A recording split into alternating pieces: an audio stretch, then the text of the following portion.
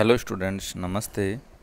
आज हम BSc final में जो अपना टॉपिक आता है क्लाइमेट चेंजेज यानी जलवायु परिवर्तन क्या होता है, तो उसमें अपन पढ़ रहे हैं और इसमें बताएंगे कि कौन कौन से फैक्टर्स होते हैं जो क्लाइमेट चेंज के लिए उत्तरदायी होते हैं। एनवायरनमेंट की जो स्वच्छता का सीधा जो रिलेशन है वो मानव की सोच और इसकी गतिविधियों से है। प्रकृति के समस्त जो संसाधन हैं उनकी देखरेख एवं न्यायोचित उपयोग से ही मानव कल्याण संभव है।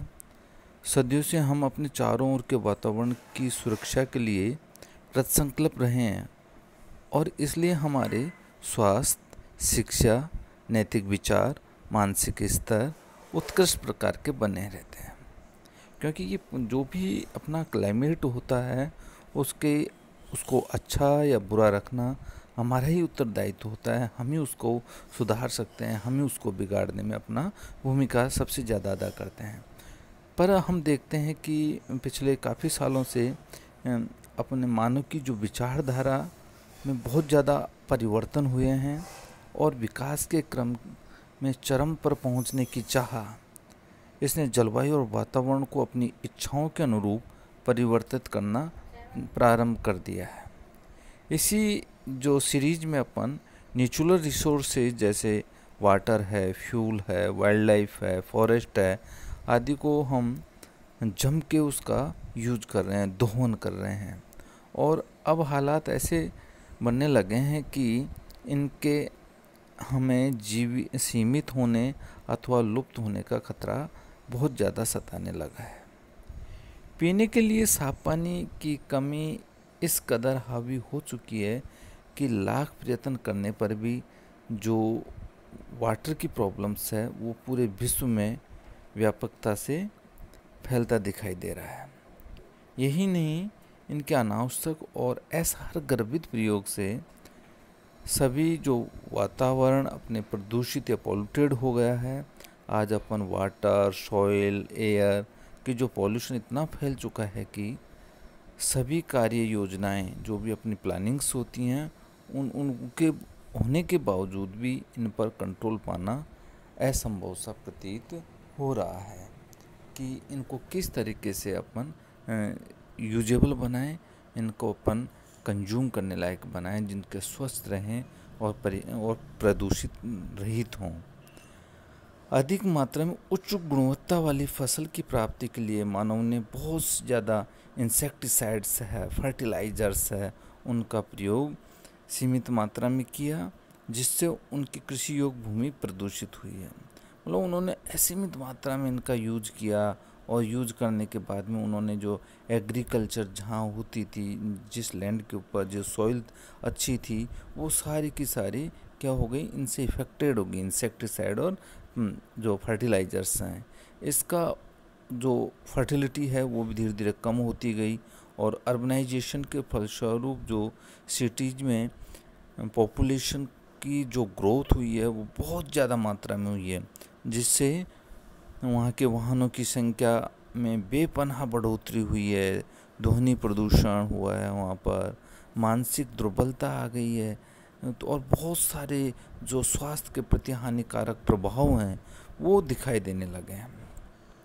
अपन बात करते हैं जो विकसित राष्ट्र होते हैं उनकी, तो विकसित राष्ट्र बनने की होड़ में हमारा देश भी उसी लाइन में लगा हुआ है। और विकसित राष्ट्रों में क्या होता है, वहाँ औद्योगिकरण होता है, असीमित ऊर्जा की खपत होती है, नगरों के विकास के लिए जंगलों की अंधाधुंध कटाई, डिफॉरेस्टेशन होता है, परिवहन के साधनों एवं उनकी संख्या में बहुत ज़्यादा मात्रा में अनियंत्रित वृद्धि होती है।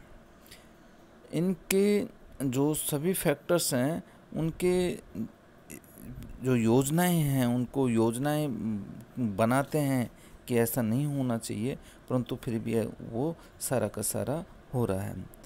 सभी अंतिम परिणाम हमारे पर्यावरण पर क्या होता है, नेगेटिव इफेक्ट्स छोड़ जाते हैं।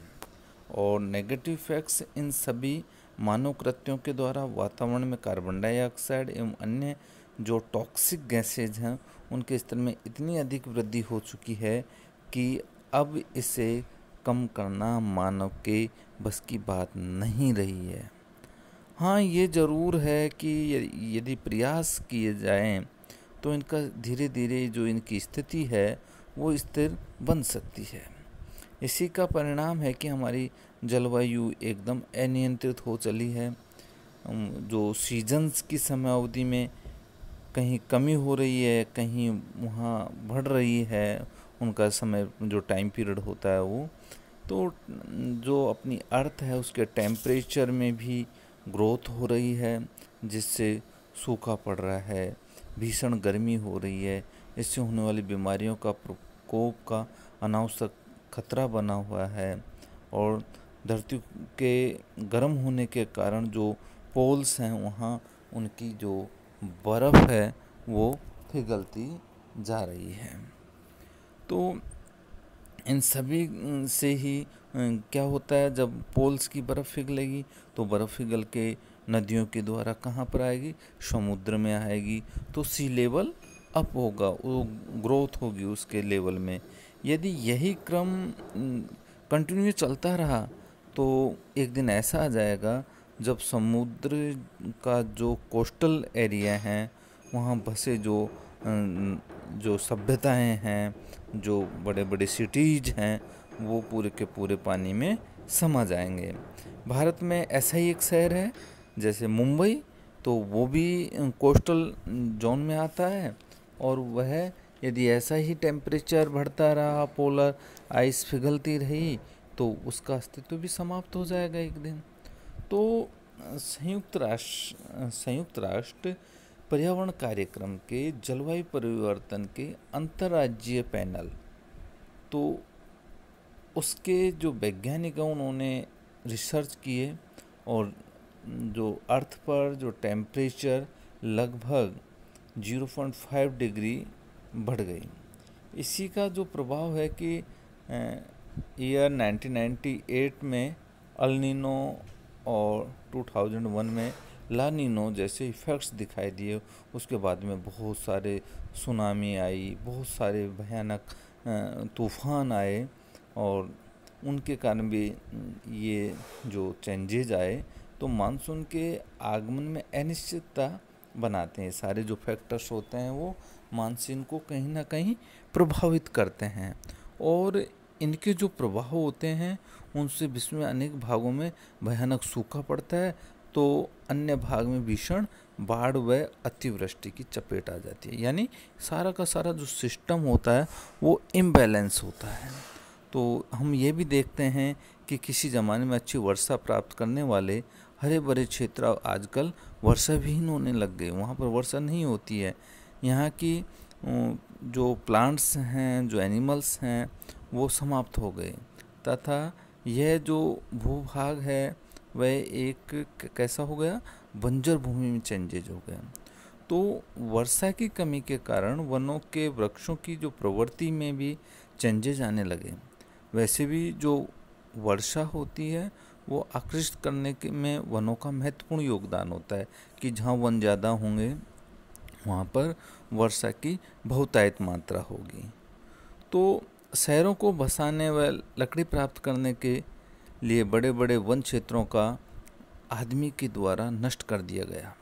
इंडस्ट्रियलाइजेशन के फलस्वरूप निकलने वाली जो जहरीली गैसें हैं जैसे क्लोरोफ्लोरोकार्बन, CFC गैसेज वातावरण में सीमा से कहीं अधिक मात्रा में यदि ये प्रेजेंट हो जाएगी तो इन सभी जो एक्टिविटीज़ होती हैं उनके फलस्वरूप वर्ल्ड का जो टेम्परेचर में ग्रोथ होगा और इम्बैलेंस रेन का प्रारूप बना रहेगा।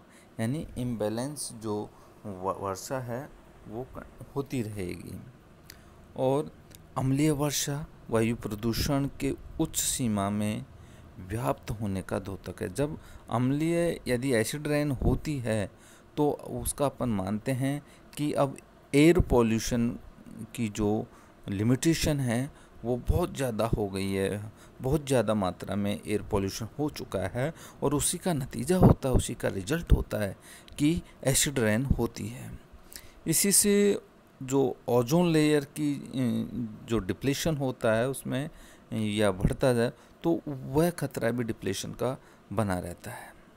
जो फूड ग्रेन होते हैं, फूड स्टफ जो अपना होता है, उसके क्या होता है, प्रोडक्शन में कमी आ जाती है और जो डिजीज होती हैं उसमें बहुत ज़्यादा मात्रा में बढ़ जाते हैं। ग्रीन हाउस इफेक्ट हो जाता है, फॉरेस्ट फायर है, आइस कैप्स है का आइस कैप्स का पिघलना और चक्रवात इत्यादि ऐसे प्रभाव हैं जो आए दिन विश्व में किसी न किसी कोने में घटित होते रहते हैं तथा जो हजारों लोगों को उनका जान माल का हमेशा खतरा बना रहता है और उन लोगों को उनकी जो प्रॉपर्टी जो वो बनाते हैं वो व्यर्थ में चली जाती है।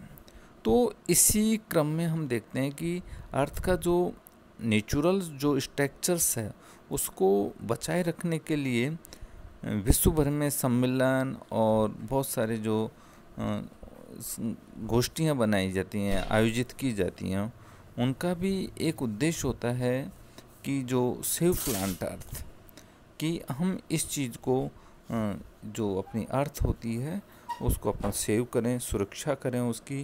जो डिफरेंट टाइप के जो इफ़ेक्ट्स हैं जो उस पर डीमेरिट लाते हैं तो उनसे अपन उनको बचाएं और इसका जो ओरिजिनल स्वरूप है वो बना रहे, अगली संततियों के लिए सुरक्षित रहे, जिससे कि वो भी अपने जो नेचुरल रिसोर्सेज हैं उनको आराम से देख सकें, समझ सकें और उनका फ़ायदा उठा सकें। तो हमको क्लाइमेटिक चेंजेजों में सबसे ज़्यादा जो भूमिका है वो हमारी मानव की अहम होती है।